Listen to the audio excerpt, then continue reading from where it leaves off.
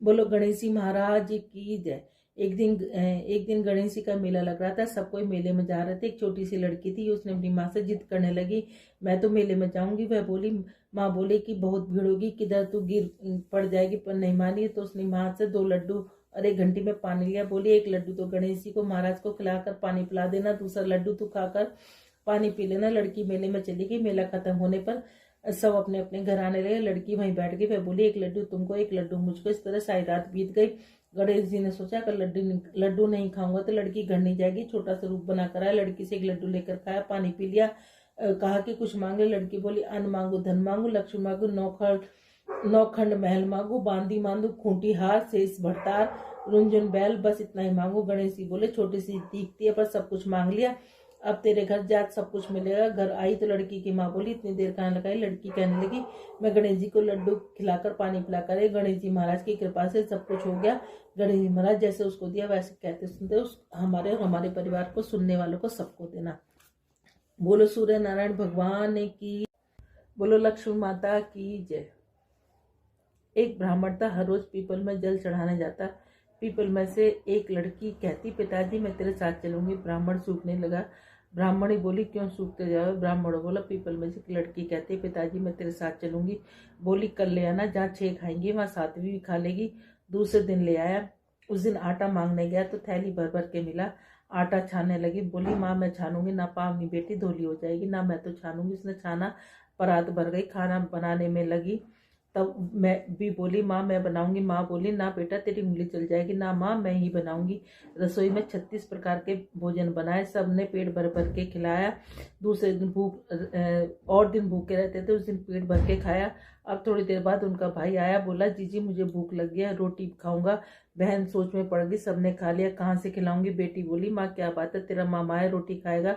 रसोई में गया, 36 प्रकार के भोजन बनाए, लाकर मामा को जिमा दिया। जीजी ऐसा भोजन मैंने कभी ना खाया जैसा आज खाया। भाई तेरी पावनी भांजी आई, उसने बनाया था। मामा खाकर चला गया। शाम हुई और बोली, माँ चौकी पर दीवा जलाकर बैठा दो, मैं कोठी में सोऊंगी। ना बेटी तू डर जाएगी ना, मैं तो कोठे में ही सोऊंगी। कोठे में सो गई। आधी रात को उठी, चारों तरफ आँख फिराई, धनी धन हो गया, जाने लगी। बाहर बूढ़ा ब्राह्मण सो रहा था। बेटी तू कहाँ चली। माँ वह बोली, मैं तो लक्ष्मी माता हूँ, इसके घर 6 बेटी थी, दरिद्र दूर करने जाई, तेरा ने करवाया तू भी करा ले। उसके घर में चारों तरफ आँख फिराई, धनी धन हो गया। सवेरे उठकर ढूंढने लगे, पावनी बेटी कहाँ गई। ब्राह्मण बोला, वह तो लक्ष्मी माता थी, तेरे साथ साथ मेरा भी दिल दर्द दूर करी है। लक्ष्मी माता जैसे उसके दिल दर्द दूर करे वैसे कहते सुनते सबके करना, और हमें और हमारे परिवार के सबके करना। बोलो महामास की कथा, बोलो महामास की जय, बोलो विष्णु भगवान की जय, बोलो लक्ष्मी माता की जय। सतयुग में एक राजा था, उसका नाम हरिश्चंद्र था। हरिश्चंद्र अत्यंत धार्मिक भावना के व्यक्ति थे। उनकी प्रजा हर तरह से सुखी थी। उनके राज्य में एक ब्राह्मण के यहाँ पुत्र पैदा हुआ तो उस ब्राह्मण की मृत्यु हो गई। ब्राह्मण की पत्नी अपने पुत्र को पालती हुई गणेश चतुर्थी का व्रत एवं पूजन किया करती। एक दिन जब उसका पुत्र कुछ बड़ा हुआ तो घर के आसपास खेलने गया। वहां एक कुम्हार भी रहता था। किसी ने कुम्हार से कहा कि यदि तू बालक की बलि अपने आवे में देगा तो तेरा आवा सदा जलता रहेगा, बर्तन पकते रहेंगे। अतः कुम्हार ने जब ब्राह्मण के बालक को गणेश की मूर्ति से खेलते देखा तो बालक को पकड़कर आवे के पास रख दिया और आग जला दी। जब ब्राह्मणी का बालक बहुत देर हो गया तो घर नहीं आया तो ब्राह्मणी बड़ी दुखी हुई। उसको रोज जीवन रक्षा के लिए गणेश जी की प्रार्थना करने लगी, विष्णु भगवान की प्रार्थना करने लगी। गणेश जी और विष्णु भगवान की कृपा से उसके पुत्र का कुछ भी नहीं बिगड़ा, बस थोड़ा सा जल भर गया। अपने अपराध बोध के कारण कुमार राजा हरिश्चंद्र के पास जाकर गया। उसने इस कृत्य के लिए क्षमा प्रार्थना की। राजा ने ब्राह्मणी से पूछने पर उसने बताया, गणेश जी की सकट चौथ और विष्णु भगवान के पूरे महीने के कारण मैंने जो काले तिल, सफेद तिल, चावल और चीनी से पूजा विधान किया, उसी के कारण मेरे पुत्र के प्राण बचे हैं। तो उसने कुमार से कहा, यदि तुम इसकी तरह व्रत करोगे और इसकी तरह ही सारे दान पुण्य करोगे तो तुम्हारे भी सभी दुख दूर हो जाएंगे। सभी ने ऐसा ही करना शुरू कर दिया, जिससे उनके सब दुख दूर हो गए। इसीलिए महामास में तिल का दान, तिल का भोजन और तिल की कहानी का बड़ा महत्व है। इसलिए इसे बार बार तिल का दान के लिए कहा जाता है। इसी महीने में ही गणेश चतुर्थी का व्रत भी आता है, जो इस साल में 31 जनवरी का है। उसकी भी क्लिप में अलग से बना के गणेश चतुर्थी के व्रत की क्लिप भी बना दूंगी और कहानी भी उसके अंदर डाल दूंगी। उस व्रत का नाम है सकट चौथ, जो इस साल 31 जनवरी को पड़ेगी। एक बुढ़िया माई थी, तुलसा माता की पूजा क्या करती, कहती तुलसा माता तू सुखदाता, मैं बिरला सींचू तेरा, तू कर निस्तारा मेरा, पार दे पिटंबर दे, विश्वनाथ के घाट दे, चटके की चाल दे, पटके की मौत दे, कृष्ण जी का कंधा दे, वृंदावन का वास दे, मीठा मीठा ग्रास दे, वैकुंठ का वास दे, कार्तिक का महीना दे, काशी का दिन दे, कार्तिक माह बैसाख का महीना दे, एकादशी का दिन दे। आए कृष्ण जी भगवान, इतनी औरतें आती हैं तुम्हारे को लाड़ चाव करती हैं, पूजा पाठ करती है, कार्तिक माह बैसाख में तुम्हारी पूजा पाठ करती हैं, फिर भी तुम सूखती जा रही हो। कहने लगी, तुलसा मैया बोलने लगी कि मैं सब कुछ तो दे दूंगी, लेकिन तुम्हारा कंधा कहाँ से दूंगी। तो भगवान ने कहा कि कोई बात नहीं। उन्होंने एक घंटी दे दी कि इसे बजा देना, मैं चलाऊंगा। एक दिन उसने सोचा घंटी बजा के देखो तो सही, कहीं आते कि नहीं आते कृष्ण जी भगवान। उन्होंने घंटी बजाई, आए कृष्ण जी भगवान, क्या बात है, कि कुछ नहीं, कि कुछ तो बात है, कि ऐसे ऐसे वो तुम्हारा कंधा मांगती है। कहने लगे कि ठीक है। अब एक दिन बुढ़िया माई तुलसा माता ने घंटी बजाई, सोचने लगी देखो कृष्ण जी भगवान आते कि नहीं आते। उन्होंने घंटी बजाई, कृष्ण जी भगवान आ गए। कहने लगी क्या बुढ़िया माई मर गई, कि नहीं, मैं तो इसलिए आया हूँ कि तुम आते कि नहीं आते, मैंने घंटी इसलिए बजाई थी। एक दिन बुढ़िया माई सचमुच में मर गई, किसी के उठाए से न उठती। सब कहने लगे सवेरे उठ गए, जिन क्या पाप घाट की माला फेरती थी जो इतनी भारी होगी, किसी के उठाए से न उठती। आए कृष्ण जी भगवान, देखो तो सही दुनिया में क्या डंगडोल है कि एक बुढ़िया माई मरी पड़ी है। वो कहने लगे मैं भी देख लूँ। सबने कहा इतने बड़े बड़े योद्धाओं से तो उठे नहीं, तुम जैसे बालक से क्या उठेगी। एक कहने लगा इसे भी अपने मन की करने दे। कहने लगी कि अच्छा। वो जाके कहने लगे, कृष्ण जी भगवान ने उसके कान में कहा बुढ़िया माई मैं आ गया।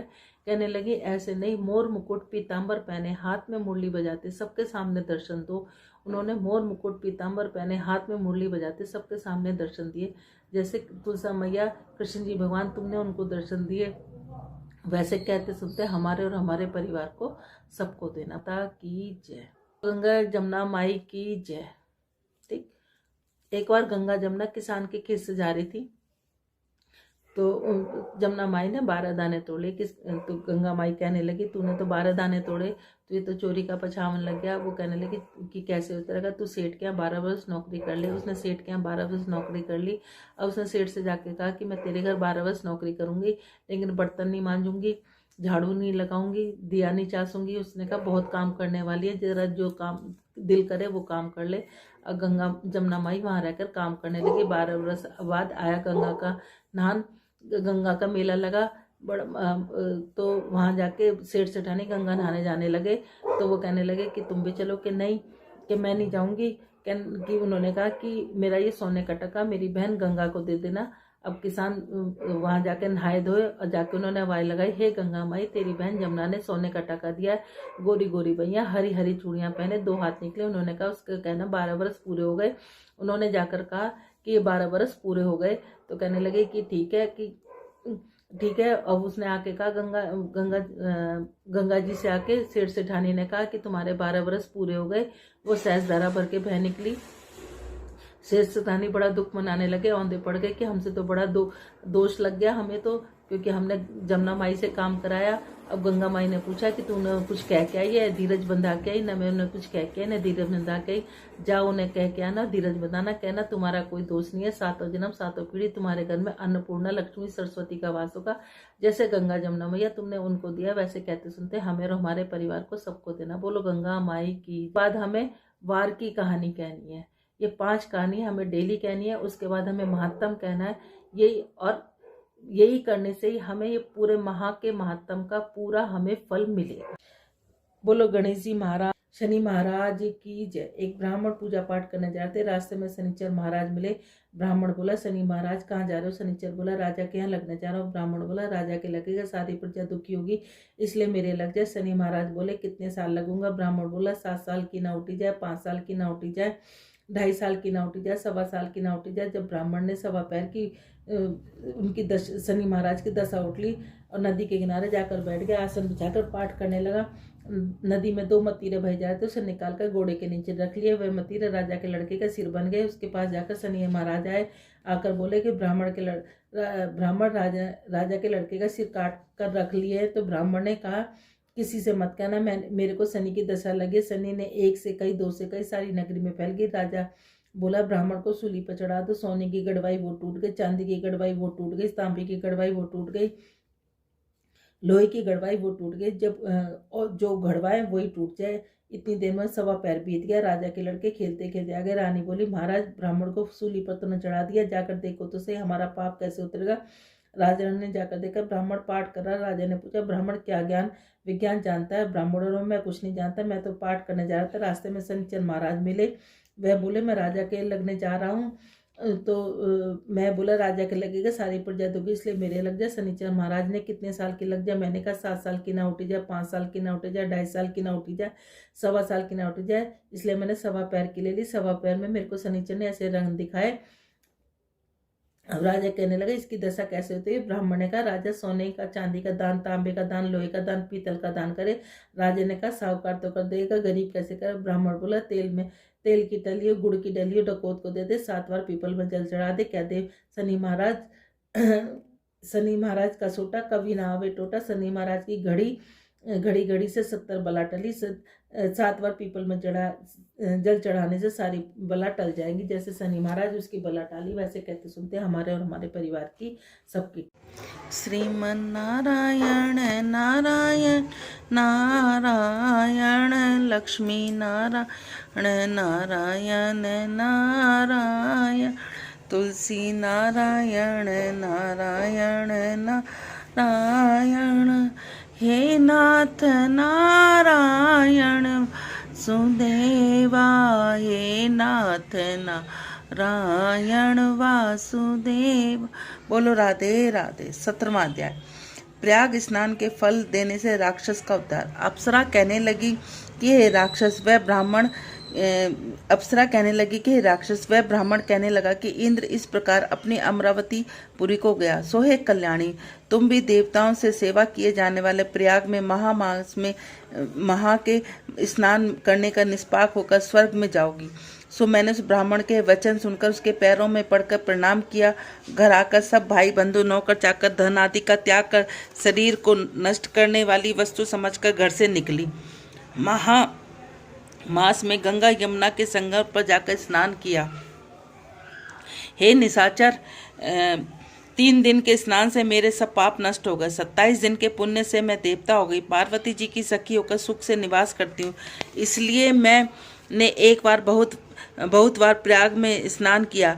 हे वेद जाने वाले ऋषियों को, दुखियों को दान देने वाले की प्रशंसा की। समुद्र में जल से बरसने से क्या लाभ? प्रयाग में स्नान करने का एक बार का फल मैं तुझे देती हूँ, उसी से तुझे स्वर्ग की प्राप्ति होगी, जिसका फल का अनुभव मैं कर चुकी हूँ। तब उस अप्सरा ने अपने गीले वस्त्र का जल निचोड़कर जल हाथ में लेकर महास्नान के फल को उस राक्षस को अर्पण किया। उसी समय पुण्य प्राप्त करके वह राक्षसी शरीर को छोड़कर तेजस्वी सूर्य सदस्य देवताओं के रूप में हो गई। आकाश से विमान पर चढ़कर अपनी गति की से चारों दिशाओं में प्रकाशित करता हुआ कंचन मालिनी की प्रशंसा करता हुआ शोभायमान हुआ और कहने लगा, ईश्वर ही जानता है तुमने कितने उपकार मुझ पर किए। अब भी कृपा कुछ शिक्षा दो, जिससे मैं पाप न करूं। अब मैं तुम्हें आज्ञा पाकर स्वर्ग में जाऊंगा। तब कंचन मालिनी ने कहा, सदैव धर्म की रक्षा करो, काम रूपी शत्रु को जीतो, दूसरों के गुणों और दोषों का वर्णन मत करो, शिव और वासुदेव का पूजन करो, इस देह का मोह मत करो, पत्नी पुत्र धन आदि की ममता त्यागो, सत्य बोलो, वैराग्य भाव का धारण कर योगी बनो। मैं तुमसे यह धर्म के लक्षण कहें। अब तुम देवता रूप होकर शीघ्र स्वर्ग को जाओ। दात्रेय जी कहने लगे, इस प्रकार गंधर्वों से सेवित वह राक्षस कंचन मालिनी को नमस्कार कर स्वर्ग को गया। देव कन्याओं ने वहां आकर कंचन मालिनी पर पुष्पों की वर्षा की और प्रेम पूर्वक कहा, हे बद्रे, तुमने उस राक्षस का उद्धार किया।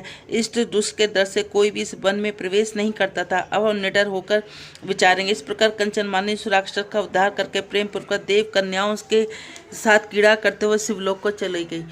श्रीमन नारायण नारायण नारायण, लक्ष्मी नारायण नारायण नारायण, तुलसी नारायण नारायण नारायण, हे नाथ नारायण वासुदेवा, हे नाथ नारायण वासुदेवा। बोलो राधे राधे।